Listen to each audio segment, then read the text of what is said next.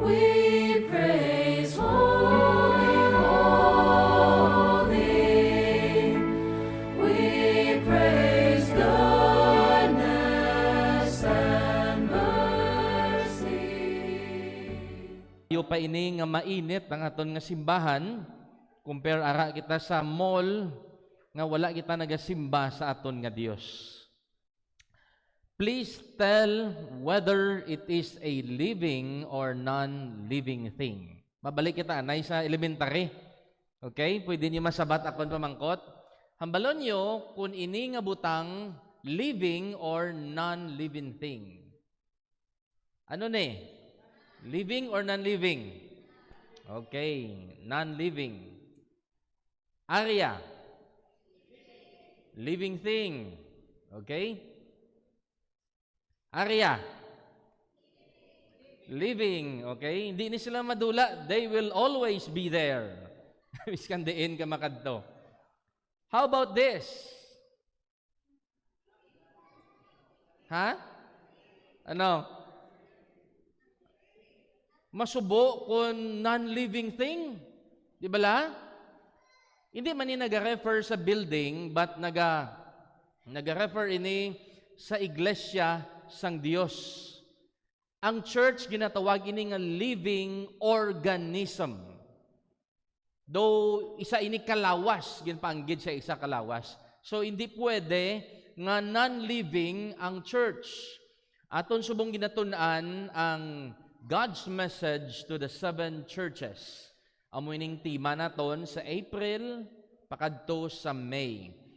And pangabayon ta kamo liwat sa pagtindog, basahon naton ang aton nga text sang balos-balos do maayo to kay na ang ginimo naton. Okay, unahan ko and then kamo masunod verse 4 dungan kita tanan. Ready? Siling sang Bible, verse 1, and unto the angel of the church in Sardis write, these things saith he that hath the 7 spirits of God and the 7 stars. I know thy works, that thou hast a name, that thou livest, and art dead.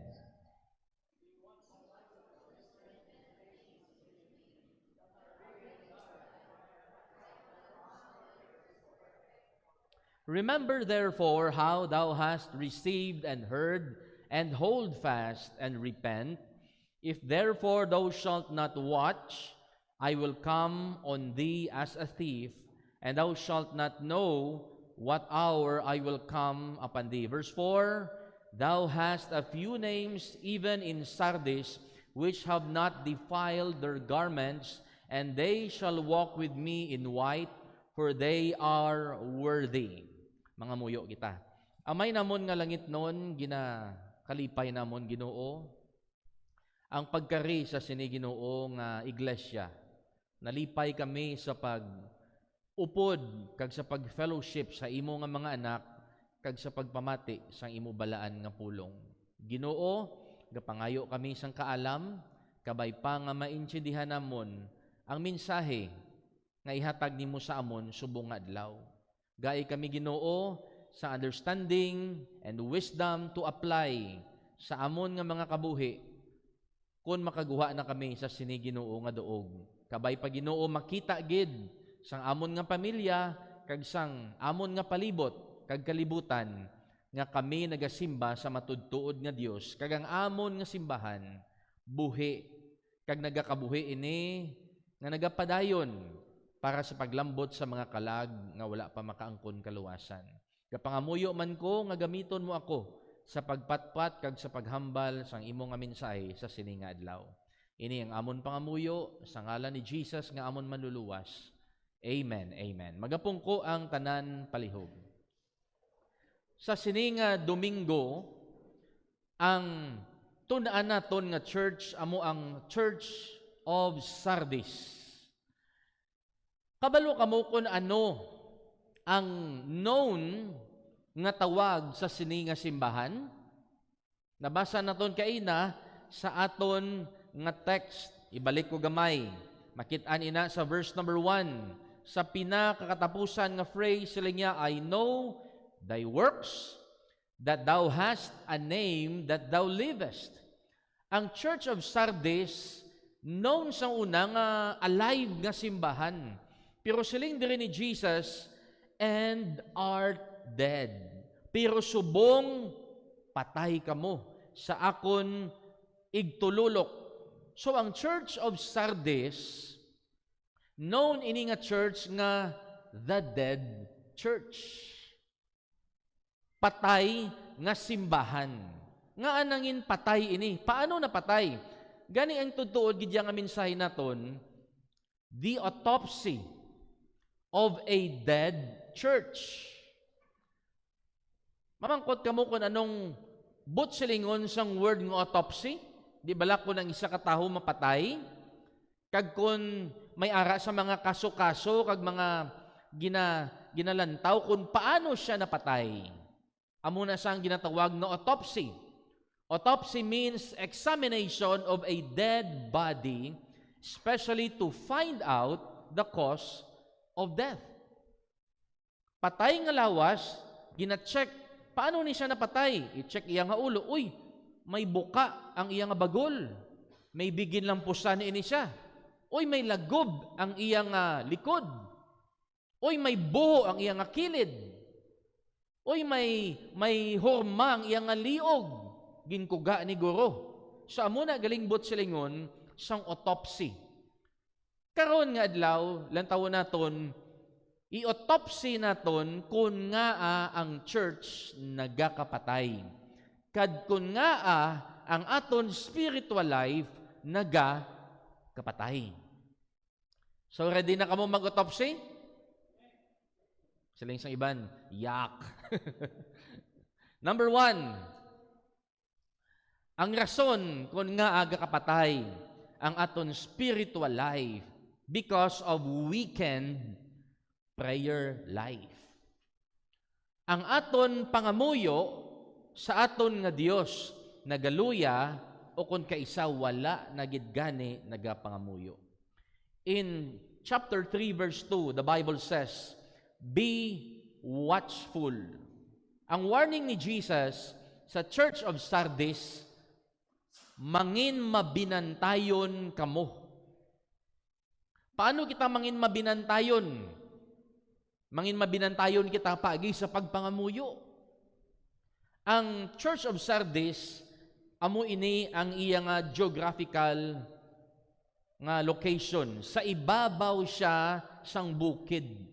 Kag sa ibabaw sang bukid nga taas-taas, may mga damol kag tag-as pagid nga mga pader, nga bato, nga mabakod. O galing lang, ang mga nagabantay nga soldiers that time, nangin complacent sila. When you say complacent, nag-relax sila, nagsalig sila, wala sa may makaatake sa aton. Lantawa aton pader, taas kag mabakod. Sino mataklas diri nga kaaway? Naging complacent sila. They lowered their guards. Nagtinulog sila. Wala sila nagbantay kung gabi.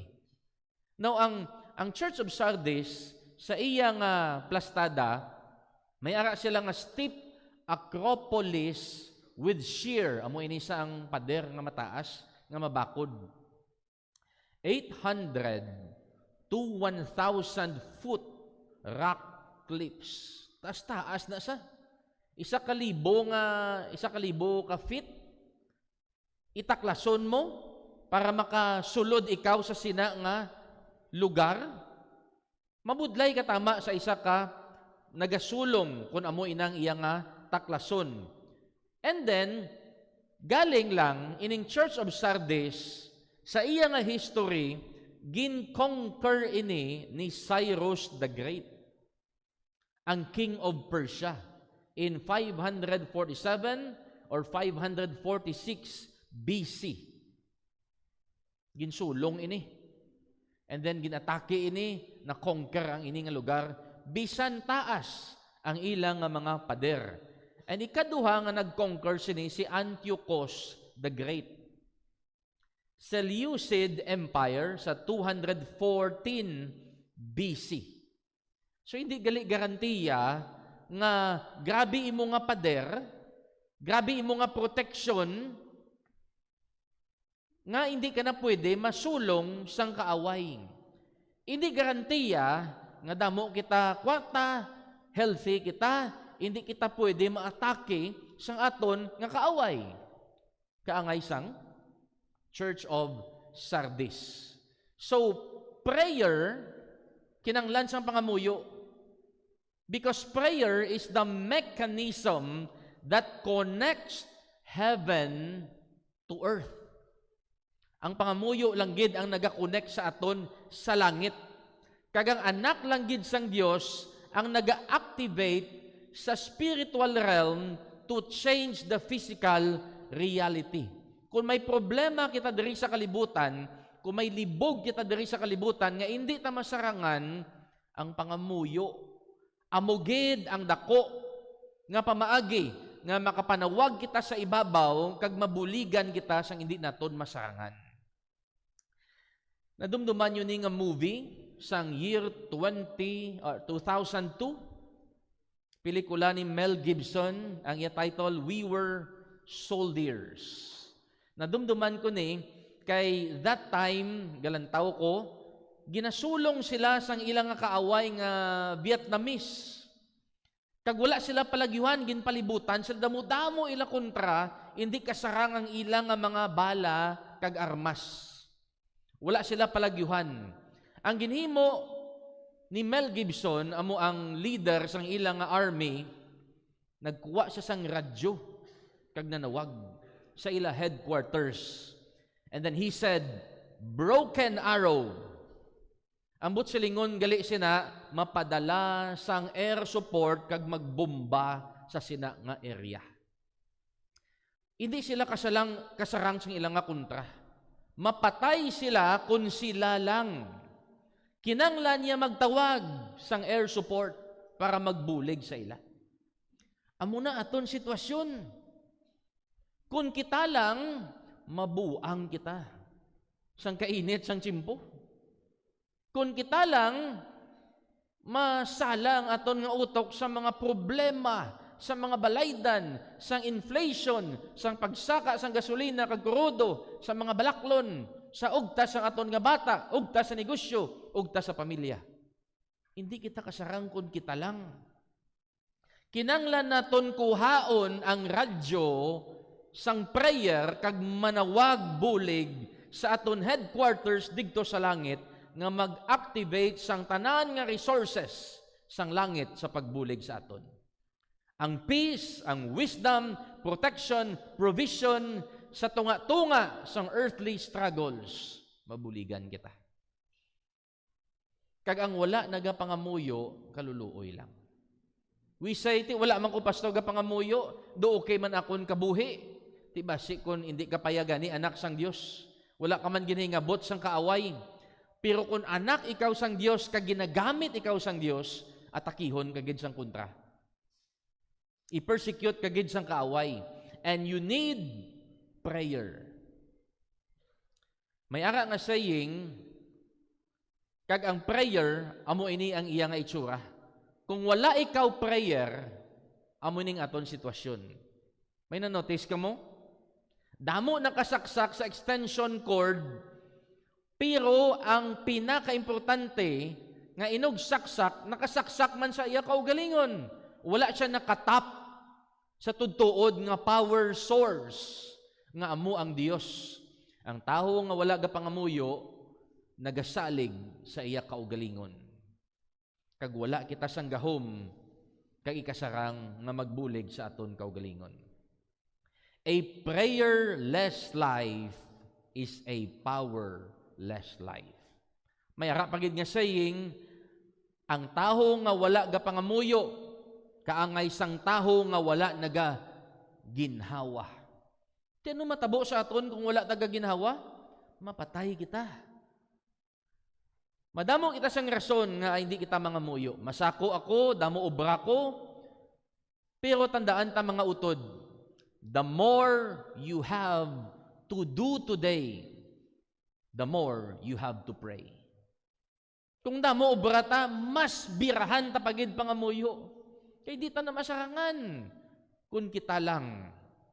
In 1 Peter chapter 5 in verse number 8, Peter said, "Be sober." Ang word bala nga sober, kung insindihon mo gid, ang iya nga meaning, right mind. Dapat intsakto gid ang aton nga pangunahuna. Okay, may question ko sa inyo. Paano ka mo makaangkon sang right mind? Kaya hindi kada adlaw, hindi kada tinion, intsakto aton paminsaron. Ano ina ang mga tinion nga hindi intsakto aton paminsaron? Paminsaran niyo ba? Tion nga kapoy-kapoy kita. Di ba? Exhausted kita. Tion nga akig-akig kita. Tion nga emotional kita. Tion nga problemado kita. Tion nga do hindi mo kabalo kung anong imuobrahon. Kay bangod sa kadamuon sang problema na overwhelmed ikaw. Dugangan pagid nga hubog ikaw kag sabog ikaw. Do you think intsakto imo nga pangunahuna? Hindi tanan nga tinion right ang aton nga mind. Di bala kung kaisa manotice mo, kung kaisa may isa ka tawo nga do kabuot man sa iya, pero do naglangulango ka lang, do kibot ka nang akig sa. Way ka kabalo ba si grabe to problema ya? Hindi tsakto iya nga mind. O kung bag-o lang sa naginaway sa iyang asawa, sa iyang boss, or bag-o lang sa ginpahalin sa iya trabaho, hindi insakto iya nga mind. Siling ni Peter, kita nga mga anak sang Dios, dapat insakto permi aton nga mind. So dapat relax ini, tulog temprano, ano pagid? Hindi magpulaw, hindi magbisyo, hindi amuna, maguyang sang tinion, and then magpangamuyo. And then sila nga hindi lang be sober, kundi sila nga be vigilant.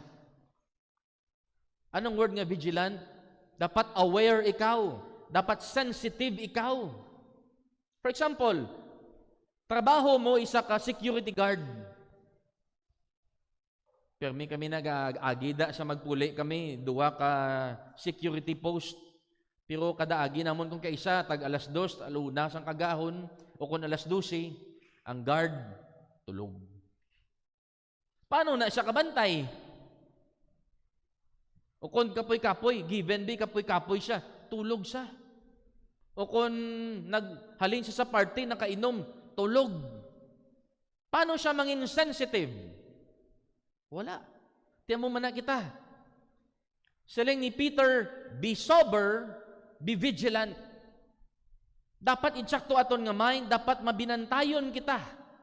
And makuha ta na ang duha paagi sa pangamuyo. Kinahanglan ta mangin amo sini because your adversary, ang imo kaaway, amo ang yawa. Kaginpaanggid ini siya sang isa ka leon nga nagalakat kag nagapangita sang iya halunhunon. Lantaw ka mo bala sa may National Geographic Channel kung paano ang leon magkaon sang iya nga prey. Kasi may isa ka leon, kaunon niya to ang isa ka usa. Kabalo ka mo kung ano iya ginahimo. Wala na iya ang leon, dayon naga-atake dalagan. Ang leon, layo pa na, gakuob. Nainay na siya. Gapanago sa mga hilamon. And then, mabanta iya nga malagas siya na ang distansya, dra na siya madalagan. You see? Ang aton kaaway, si Satanas, kaangay siya sang leon. Gapanago na siya. Makita iya kita. Nga hindi insakto aton pangunahuna. Makita iya nga nagsaka aton pride. Makita iya nga naginaway kita sang aton asawa, aton nga bana. Makita iyang emotional kita. Dara siya maatake. Amo na kung kaisa, may ginapanghambal kita nga dapat wala ta ginhambal, gininulsulan ta. May ginhimo kita nga dapat wala ta to ginhimo, galing hindi right aton nga mind na ginulsol kita, kay nakasala kita. So be sober, be vigilant. Because our adversary, the devil, gahulat lang na sa sang tion nga mahalunhon iya kita. si Jesus, ginambalan niya ang iyang mga disciples, hulat kamo diri, mga muyo, kay ako, mga muyo man sa unhan. Nangamuyo si Jesus, because amo ining gabi, nga dalakpon na siya. Pagbalik niya sa iyang mga disciples, kita niya, tulog sila tanan. Wala sila nakabantay. Siling siyang Ginoo, what? Could ye not watch with me 1 hour? Hindi kamo ka upod sa akon pulaw, kag bantay, isa lang ka oras tani. And then siling ni Jesus, you watch and pray that ye enter not into temptation.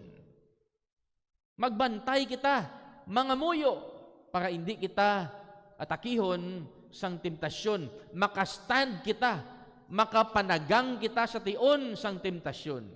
Kabalo ka mo, kung ano na nagsunod sa sining istorya? Balaan nyo, dugay-dugay, si Judas nag-abot, ginhalukan niya si Jesus, upod ang mga priest and Pharisees and soldiers nga magdakop kay Jesus. Anong natabo dayon pagdakop kay Jesus? Si Peter.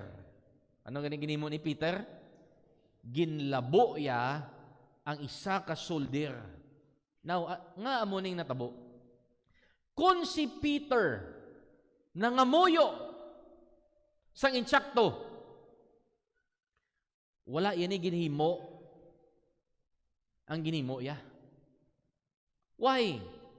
Di kay si Peter nagtulog, and then ang iyang spiritual preparation back down, he had no spiritual armor sa tion pag-abot sang crisis sa iya kabuhi.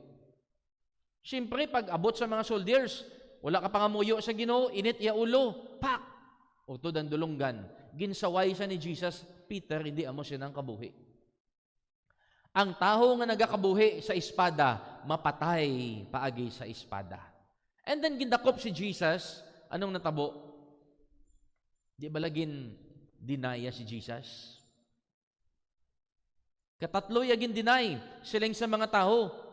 Daw ikaw man to ang upod ni Jesus. Sigurado gid nga ikaw. One of them. Kaya ang imo nga panghambal pareho sa Galilee. Ano ang bali Peter? No? Siling diri sa may verse 74, then began Peter to curse and to swear. Bakon mo?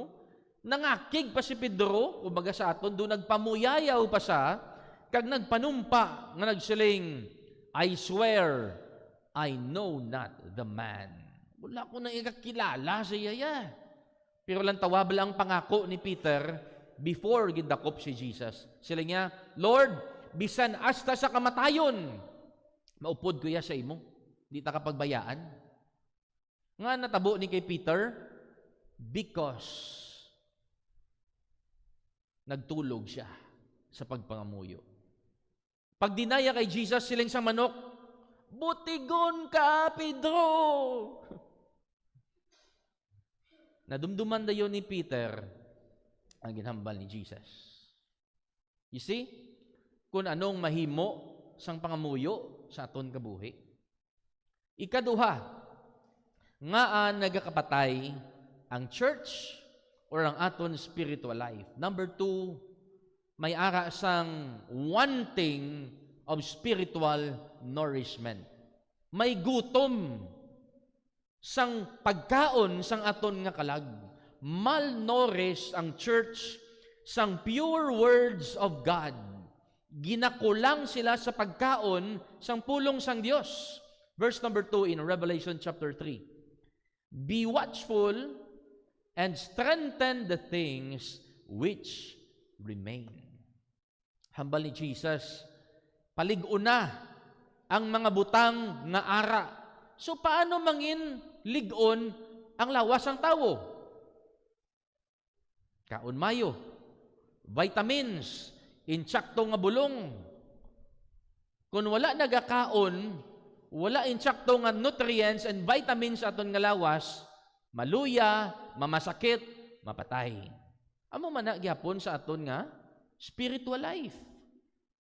Sang 1995, January 8, ang New York Times may ara sang news nga ginpagwa, dugay-dugay na ni nga news. Sa may Arizona, sa may Grand Canyon National Park, ining mga deer ginbalita nga tingala sila nagakapatay sa may national park sa may Arizona.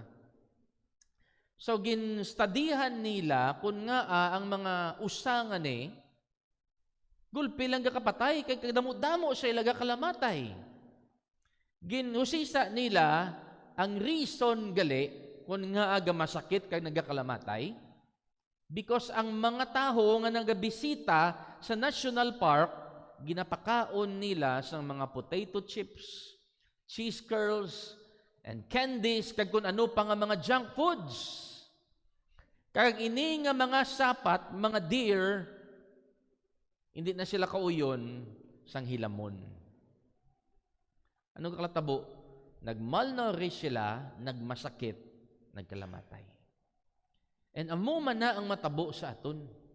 Kung kita nga anak sang Dios nga gin-create in the image of God, kag sila nga ang aton kalag is a living soul.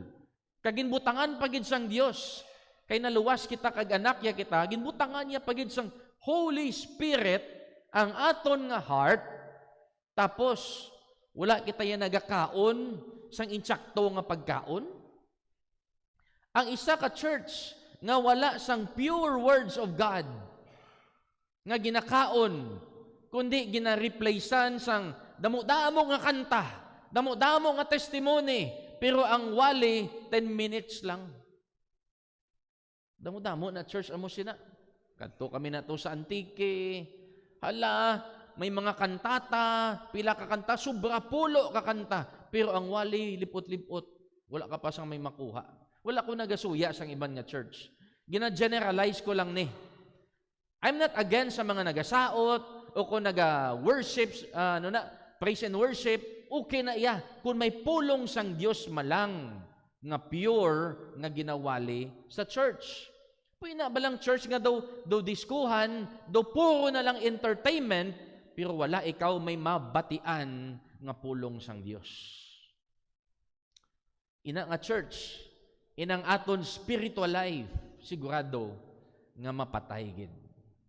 Sang last Sunday, after namon halin diri sa church, nanyaga kami, somewhere digto sa may Haro, sa may Chinese restaurant, damo-damo sang nagakaon. Kay Mother's Day, di ba? Last time. Di mga tao nag-celebrate man to Mother's Day, damo-damo tao. Tugutok, init-init. Order kami. Bangod sa kadamuon, dugi-dugay mag-abot ang pagkaon. Ang una nag-abot, soup. Pag-abot sang soup, pray, hala, ubos yung soup. Ang ikaduha nag-abot, lumpia. Pag-abot sang lumpia, pak, dula dayon. Ikatatlo nga nag-abot, siumay. Ubos, siling namon. Ubos naton pagkaon. Way pa nag-abot ang kanon. Kag ang main course nga gin-order naton. Si nanay, sako pa may paya. Gutom-gutom na mo. Init-init pangadaan. Where's the food? Amo na dapat ang pinaka-importante. Pero, sa aton nga church, kung wala sang matudtuod nga pagkaon, gutomon kita. Kag mapatay kita. Hindi ni pwede ma-replacean sang kantata, sang mga skit or drama or etc. nga mga programs kung wala pulong sang Dios. Siling ni Job sa may 23 verse number 12, neither have I gone back from the commandment of His lips. Wala gid ko nang indi. Wala gid ko nag-atras. Wala gid ko nagkasumod sa mga mando sang iya nga bibig. It means pulong sang Dios. I have esteemed the words of His mouth more than my necessary food. Ano paborito mo nga pagkaon? Siling ni Job, mas nanamitan ako sang pulong sang Dios sobra pa sa paborito ko nga adobo, nga lukos, nga mixed seafoods o kon chapsoy. Pulong sang Dios. That is why makita mo ang kabuhi ni Job, bisan kaluluoy na sa wala gid sa nang duha-duha sa katutom sang Dios sa iya. And mabalaan mo ang isa ka anak sang Dios kung ina nagagrow spiritually sa iya paghatag interes sa pagpamati kag sa pagtuon sa pulong sang Dios. Kung nagakadto kita sa church para lang may attendance kita, o kung para lang malingaw kita, wala kita kinalain sa mga tao sa dagko nga church nga nagasimbang gabi. Sa una, gasimbang gabi kami, ang amon nga ginatira, ang fishball kag popcorn sa gwa. Kag pangita sang chicks. Doon mo amon ang aton kabuhi. Kung hindi taya interesado sang pulong sang Dios.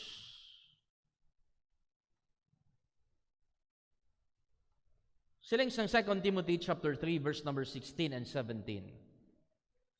All scripture nag-refer sa pulong sang Dios. Ang tanan nga kasulatan, ang tanan nga pulong sang Dios, ginhatag ini sa aton sang Dios kay ini halin sa ginhawa sang Dios. When you say inspiration, it means halin sa ginhawa sang Dios.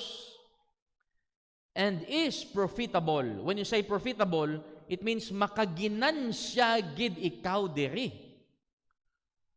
Makaginansya ikaw diri paagi sa doctrine, the way you believe, what you believe and what you practice, amo nang doctrine. For reproof, kung may sawayon ikaw, kung may i-correct ikaw, kung mahatag ikaw instruction sa pagkamatarong, pulong sang Dios ang aton katuan. And then he said, ang purpose ni nga ang taho sang Dios. It means ang anak sang Dios may be complete. Perfect means complete. Gusto mo mangin kompleto ang imo kabuhi? Nga bisan nag-abot ang problema, makatindog ikaw? Bisan ihaboy ikaw sa amo ni klase nga obra, kabalo ikaw? Mapuslan ikaw diri, blessing ikaw diri, palangga ikaw sa mga tao diri because you are perfect. You're complete. Halin sa pulong sa Ginoo. And then sila niya, thoroughly furnished unto all good work. Mapuslan ang aton nga kabuhi. And by the way, ang pulong sang Dios, wala ka mo kabalo, gapagwapo man eh. Tudod. Hindi lang. Kung gusto mo magwapo, kung gusto mo magwapa, tunay ba lang pulong sang Dios? Kay kung makilala mo si Kristo, tudluan niya ikaw nga dapat kay uhunta ang aton nga kabuhi.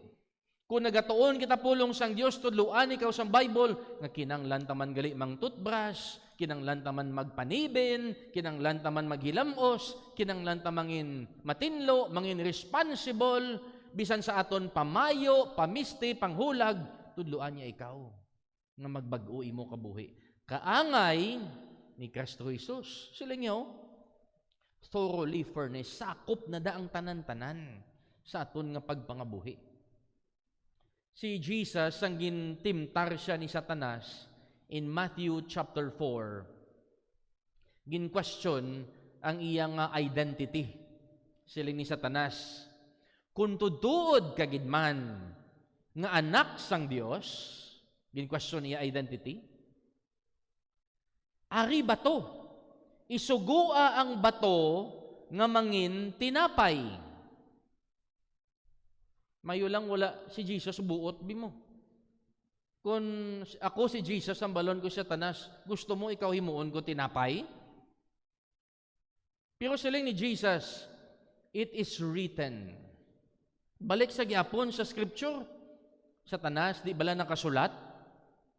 Nga ang tawo, anong balya? Man shall not live. Ang tao hindi gid mabuhi sa pagkaon lang. But by every word that proceedeth out of the mouth of God. Amo ni kaimportante ang pulong sang Dios sa aton kabuhi. Because every day gahimo kita decision. Kag kun wala kita nagabase sa pulong sang Dios, wala kita kasanag sa aton kabuhi, sigurado palagpat naman ang aton nga mga desisyon.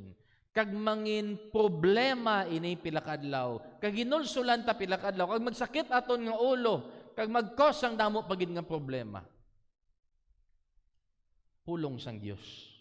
Gakapatay ang aton spiritual life. Kung wala kita nagakaon, nagatuon sang pulong sang Dios. Ikatatlo, ano ang reason nga gakapatay ang church, gakapatay aton spiritual life? Number 3, bangod sang worldly distractions. Mga istorbo nga kalibutanon. In Revelation chapter 3 verse number 4, the Bible says, "Thou hast a few names even in Sardis, which have not defiled their garments." Ang Church of Sardis, hindi man tanan nga mga nagasimba didto na defile. Hindi man tanan nga nagasimba didto na patay ila spiritual life. Siling ni Jesus, may ara dira nga nagasimba sa inyo nga church nga wala pa silaya. Nagsunod sang pamaagi kag kabuhi sang iya sang kalibutan. Wala siya naghigko sang ilaya nga kabuhi. So it means, kung may bilin, damo gidya nga mga taho digto, nga mga Kristohanon, nga nagsunod na sa mga pamaagi sang kalibutan. So, ini nagarepresent sang contamination of worldliness sa sulod sang church. Ginalaw nila ang culture sang immorality and they lost their distinct holiness. Do kalibutan na lang ang sulod sang simbahan, do kalibutan na lang ang kabuhi sang isa ka anak sang Dios. Amo inang ilang sitwasyon didto.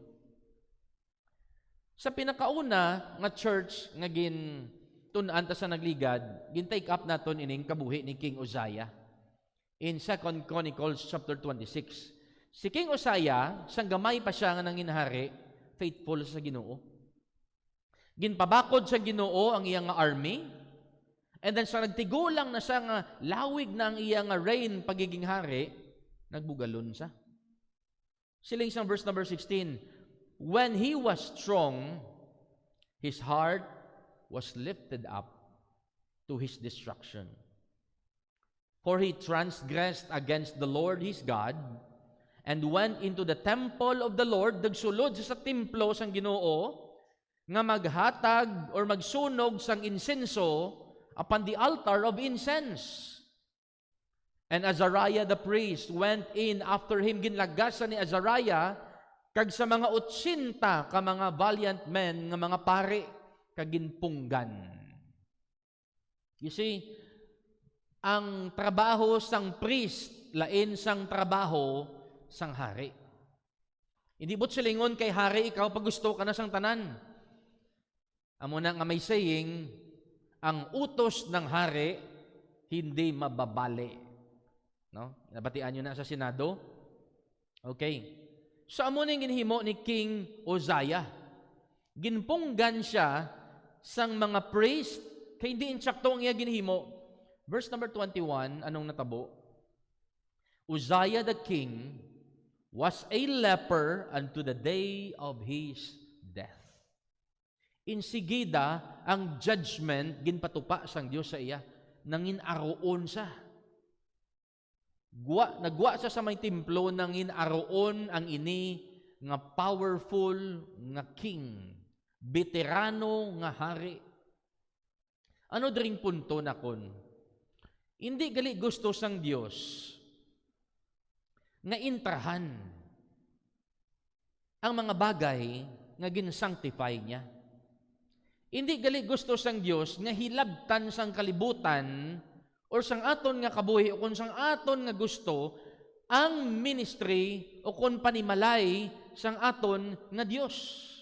Example, may balay kamo. Diba? Sa inyo balay, may ara kamo na sang mga rules. I don't know ano ang mga rules niyo sa inyo nga balay? Nga dapat ang chinilas, ara lang gid sa sagwa, may mga amo na nga tawo. Nga dapat, kung magsulod ka sa ila balay, ang imong tiil, ihugasan. May mga amo na sa mga manggaranon. Nga dapat, magsulod ka sa ila balay, ang manghugas ka anay, mga amo na bla. Ti may rules ikaw. Masulod ka sa balay sang Kristohanon, wala diri pamuyayaw, wala diri singgitanay, hindi na diri pwede, wala na namon diri ginahimo, wala na ginapamatian sang akon nga mga kabataan. May mga amo na nga rules ang isa ka Kristohanon. Karon masulod ikaw. Pag sulod mo sa balay, sang friend mo, bisan diin ka lang mangihi, bisan diin ka lang manupla. Do you think nami na para sa imo nga tag-iya sang balay? Ang templo, balay sang Dios. Ang iglesia, balay sang Dios. Iya ini sang Dios. Hindi akong tagiya sang cornerstone. Iya ini sang Ginoo. And may patakaran ang Dios diri nga dapat naton sundon. Sang una ang templo ginhimo ni King Solomon. Tahom-tahom ang salog bulawan, ang dingding bulawan, ang kisame bulawan, gold-plated. Ang mga kahoy cedar trees. Mga bakod-bakod, mahal-mahal nga mga kahoy ang gingamit. Pero gindefile nila ang templo sang Dios, ginofera nila sa mga bulag, sa mga piang, nga mga sacrifices. Siling sang Ginoo ginabastos niya ko. Ano ginimo sang Ginoo? Gin-empower ya ang Babylonians nga sulungon ang iyang mga anak, kag ginransak ang ilang mga balay, kag ang templo ginsunog. Ginguba sang Dios ang iya balay, bangod kay wala ginrespeto. Nagabot si Nehemiah, ginpatindog ang wall. Nagabot si Ezra, ginpatindog ang temple. Sang time ni Herod, ginpanami iya, ginrenovate niya ang second temple. That is why makita mo dra sa may the book of Matthew, ang mga disciples na mangkot kay Jesus, Lord, lantawa bala ang templo kanami, no? Siling ni Jesus, pila kadlaw, wala sang bato nga magatang kasanay sa sina nga templo. Gubaon ko na. Why? Because ginainsulto nila ang balay sang Dios. Remember, si Jesus nagkadto, nagsakay sa colt. Ang mga tao lipay-lipay, Hosanna to the Son of the Highest! Hosanna, save us! Lipay-lipay ang mga tao. Kaya abi sa mga tao, ina si Jesus, i-rescue sila sa pagdumala sang Roman Empire. Perdihon niya ang Roman Empire. Pag-abot ni Jesus sa templo, ginwas sa agyatanan ng mga lamesa. Ang tao, ang persona nga ginadayaw-dayaw nila, na-offend sila, ay nano ni siya? Nga nangakig ni sagin pang tumbay ang mga lamisa, nagpanglampo sa. Anong bali Jesus? Ang balay ko dapat balay sang pagpangamuyo. Pero ginhimo niyo palanaguan sa mga dayaon kag mga kawatan. So nung natabo, ginguba gyapon sang Dios. Gingamit si General Titus sang Rome, ginguba naman ang second temple. And ano ang third temple? Subong. Siling sampulong sang Ginoo, ang imo nga lawas, amo na ang templo sang Dios. Why? Because ang Holy Spirit diri nagaistar. Ari na ding presensya sang Dios. Kag kun ano ang ginhimo sang Dios sa templo nga ginhiguan, amo man na ang himuon niya sa templo ya nga aton lawas nga ginahigkuan. That is why siling sang 1 Timothy 3:15, but if I tarry long, that thou mayest know how thou oughtest to behave thyself in the house of God, which is the church of the living God, the pillar and the ground of the truth. Siling sang 1 Corinthians 3:16, wala kamo kabalo nga ikaw kamo ang templo sang Dios. Kag ang espiritu sang Dios nagaistargid sa inyo. Kag ang bisan sino nga magahigko sang sini nga templo, siya gubaon sang Dios. Kaya ang templo sang Dios, holy. Nga kamo ina ang ina nga templo. And supposedly, your body should be holy. Kaya ginaistaran sang Dios. Siling ni Paul sa Colossians 3:5, pamatya niyo ang mga ginahimo sang inyong alawas nga malain. Inang fornication, inang uncleanness sa mind, and uncleanness sa heart, uncleanness sa lawas, ang hindi insakto nga mga balatyagon, inang mga malain nga mga paminsaron, and then covetousness, pagiging mahamkunon, kag nagasimba sa Dios, kag mga pagkabutang, idolatry. Siling ni Paul, pamatya nyo na daan. Because sa inyong alawas, amo na siya dapat ang templo sang Dios. Pili ka. Pamatsyon mo na ang mga batasan mo, o kung ikaw ang patyon sang Dios. Iya ini sang Dios, hindi na ni aton. I remember, pagkanto na po sa isa ka church nga sobra 100 years dito sa Antique.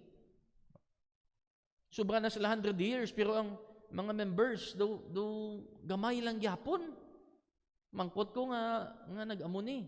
Iti anon mo kay sunguna may mga pastor di nga ang mga pastor man gainom, tapos ang mga pastor sila man numero 1 nga magpangamuyo sa baylihan, and then ang mga pastor nagasugal, tapos may mga kirida, kag may mga gasugal. Paano gid man na magdamo magamo siya na? Hindi lang ginamagdamo, mapatay gina nga church, magamo sina. And sa aton nga church, kabay nga hindi matabo ang amo sina, kanugon lang sa aton diri nga tuwad-tuwad pangamuyo, nga dulaon malanggali pila ka adlaw bangod sang aton mga malain nga ginpanghimo. 1 Corinthians 9:27, siling ni Paul, but I keep under my body. Ginabantayan ko, ginadisiplina ang akon nga lawas, and bring it into subjection, ginakontrol ko ini, lest by any means, when I have preached to others, kung mawali ako sa iban, ako man hindi sa lawayon. Kung magwali ako, hindi ako sa labdungon, nga hoy, ikaw lang tawa kabuhi mo, sa lawayon ka man, sagi kawali. Amo nang butsilingon sang sining nga verse, siling ni Paul, ginahalungan niya. Every time magwali isa, mapatihan ang iya nga kabuhi. Si Jesus nagsiling sa may Matthew 13:22. He also that receives seed among the thorns is he that heareth the word. May parable nga ginhatag ang Ginoo, the parable of the sower. Nagsabog ang isa ka manugsabog, ang iban nga seed nagkadto sa wayside, ginkaon sang pispis. Ang iban nga seed nagtupa sa may stony places, wala nagtubo, kay ti napatay, wala sang gamot. Ang iniya nga seed nagtupa sa tunok-tunokon. Amo ini siya ang taho nga nakabati sang pulong sang Dios, pero ano ba ni Jesus? Ang pagkabalaka sa sining kalibutan, kag ang kadayaon sang pagkamanggaranon, or pagkahamkon sa pagiging manggaranon. You mark these phrases, the care of this world. Ano inang ginakabalakan mo sa sining kalibutan pa? Kung ikaw sultiro, ano ginakabalakan mo? Gusto mo pa mag-enjoy sa kalibutan? Gusto mo pa magka-girlfriend sa Miss Universe, Gusto mo pa magka-abs, or ano ang gusto mo malambot? The care of this world and the deceitfulness of riches, ang kadayaon sa paglagas sa manggad. Amo ang nagkuga sang pulong, kag ina nga tawo hindi siya mabinungahon because may nagakuga among kalibutan. So let's review the autopsy of a dead church. Number 1, nga aga kapatay ang aton spiritual life, weakened prayer life. weekend prayer life. A prayerless life is a powerless life. Ikaduha, wanting spiritual nourishment. Wala sang may ginakaon nga pulong sang Dios, malnourish ang aton nga kalag. And number 3, the worldly distractions. Ang mga distraction nga halin sa kalibutan, halin sa social media, halin sa community nga wicked. When a church blends perfectly with worldly culture, it achieves the peace of the graveyard. Makita nyo na pila kadlaw mautod ko kung ang aton kabuhi naga-conform, nagasunod sa gusto sang kalibutan. Lantawon nyo pila kadlaw ang aton spiritual life mangin malinong kaangay sang patio. Wala. Patay ang aton spiritual life. And we hope nga hindi na matabo sa aton, sa imo, especially sa aton nga church. Let us pray. Our Heavenly Father, nagapalapit kami Ginoo sa imo subong nga adlaw sa pagpangayo sang bulig nga ikaw man Ginoo maghatag sa amon sang kaluoy sa amon Ginoo nga spiritual life. Kung kami nakulangan Ginoo sa pagdumdum sa imo sa paghatag sang tsimpo sa pagpangamuyo, ibalik kami Ginoo ngang amon tagipusoon maghatag gid sang tsimpo nga magistorya sa imo. Lord, ang pagpangamuyo hindi lang ini Ginoo serbisyo para sa imo, kundi ini Ginoo para gid sa amon nga ikaayo. Amo ini Ginoong nagahatag sa amon sang kaalam. Amo ini Ginoo nagahatag sa amon sang proteksyon.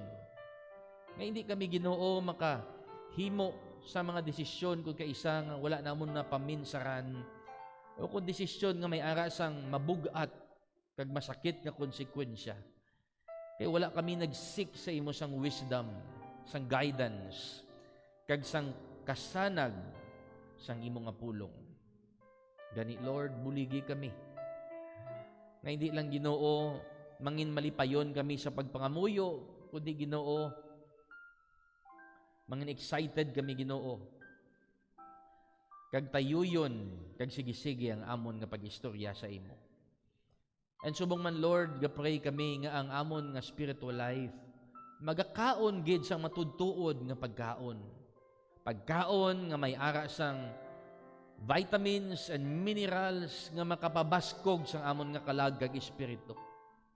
Buligi kami Ginoo nga bisan kami lang isa kabalo kami Ginoo mag-intindi, kabalo kami mag-comprehend kag mag-study sang imo nga pulong. Kabay pa Ginoo nga maga-desire man kami Ginoo to learn your word, nga kundiin may mga wali, kundiin may mga training, kundiin may mga pagtudlo sa imo nga pulong or Bible study. Mangin interesado kami Ginoo kay para ini sa amon nga kalag. And also Lord, we pray nga kun mabakod na Ginoo ang amon nga spiritual life bangod sang imo nga pulong kag pangamuyo, makaresist na kami Ginoo sang temptation nga halin sa kalibutan. And Lord, gusto gid namon nga makatindog kami Ginoo nga malig-on sa mga fiery darts of the wicked nga luyag magguba sa amon nga kabuhi, sa amon nga pamilya, sa amon nga relasyon bilang anak sang Dios.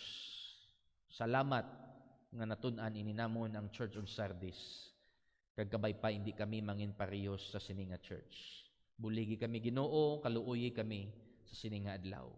Sa ngalan ni Kristo Jesus, kabay pa.